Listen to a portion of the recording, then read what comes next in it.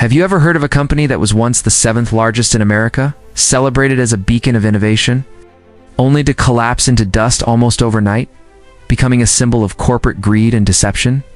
Today, we're diving deep into the shocking story of Enron. In the late 1990s, Enron was on top of the world.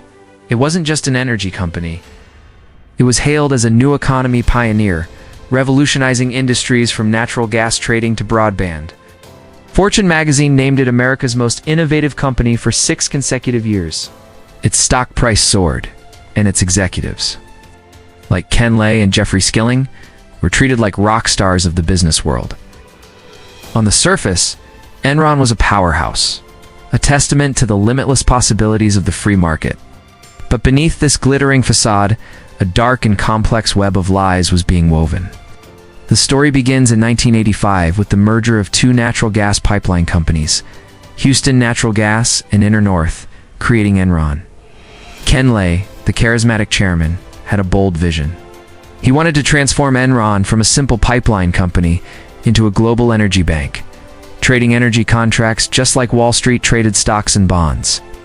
This was where Jeffrey Skilling came in, a brilliant but fiercely competitive Harvard Business School graduate. Skilling joined Enron in 1990 and became its chief architect of transformation. Skilling's big idea was something called mark-to-market accounting. Now, this sounds complicated, but the concept is simple and, when misused, incredibly dangerous. Traditionally, a company records profits only when it actually receives cash. But with mark-to-market, Enron could book projected future profits from a long-term deal the moment the contract was signed. So, if they signed a 20-year energy contract, they could claim all 20 years of estimated profit immediately on day one. You can probably see the problem. These profits were just educated guesses. What if the market changed? What if their predictions were wrong? It didn't matter. The system incentivized executives to sign bigger and bigger deals, regardless of their actual long-term viability, just to create the illusion of massive, immediate profits. This fueled an incredibly aggressive and hyper-sure corporate culture. Inside Enron, the atmosphere was electric, but ruthless. Skilling implemented a rank-and-yank system, where employees were graded against each other, and the bottom 15% were fired every year. This fostered a cutthroat environment, where loyalty was to personal bonuses, not to the company's long-term health. Everyone was pressured to make deals, to hit their numbers, and to keep the stock price climbing. Questioning the methods was career suicide. The message was clear: produce profits, real or imagined, or get out. As Enron expanded into new complex markets like weather derivatives and broadband bandwidth trading, its financial statements became increasingly incomprehensible. This is where another key player, Chief Financial Officer Andy Fastow, stepped in.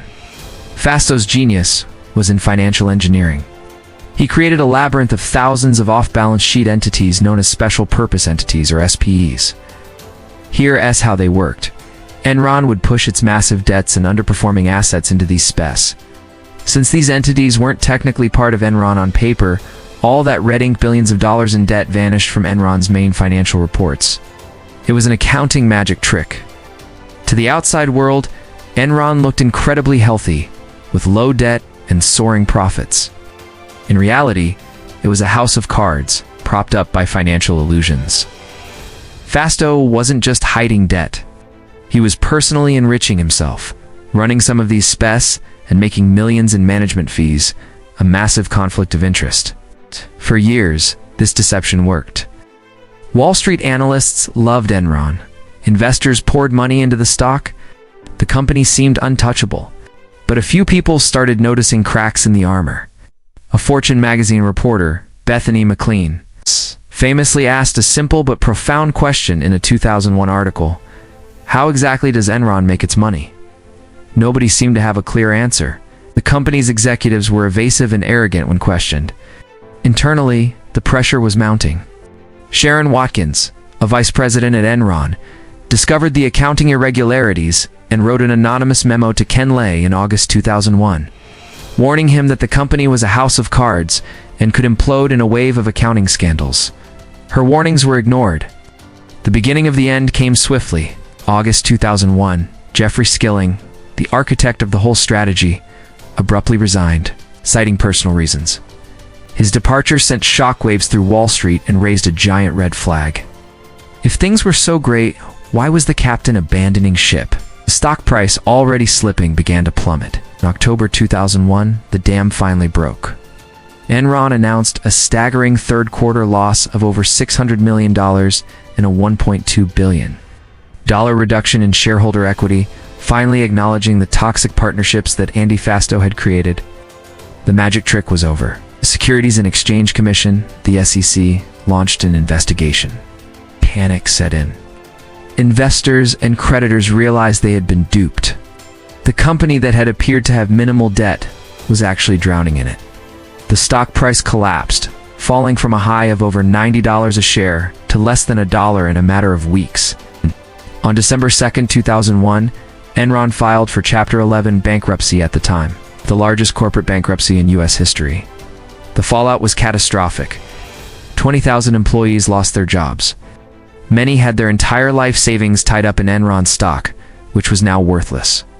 Retirement funds and individual investors across the country lost billions of dollars.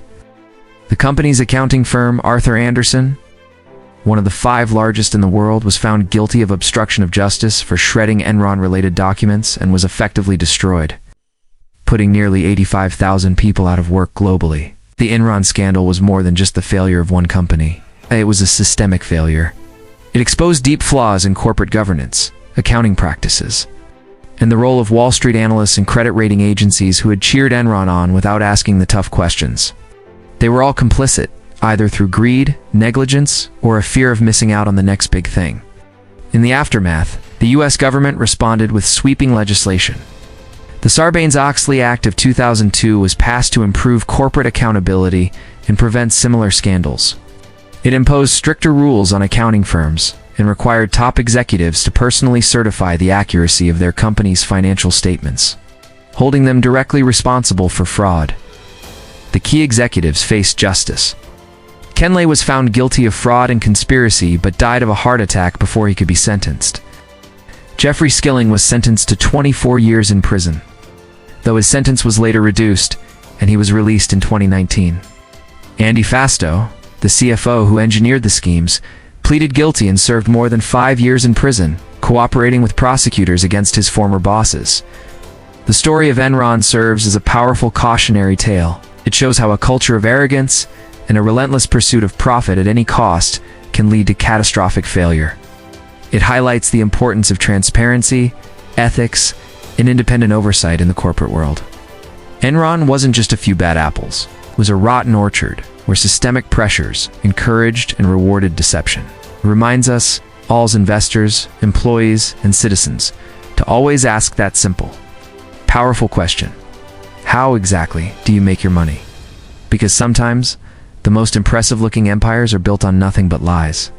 Thanks for watching this deep dive into one of history's biggest corporate scandals.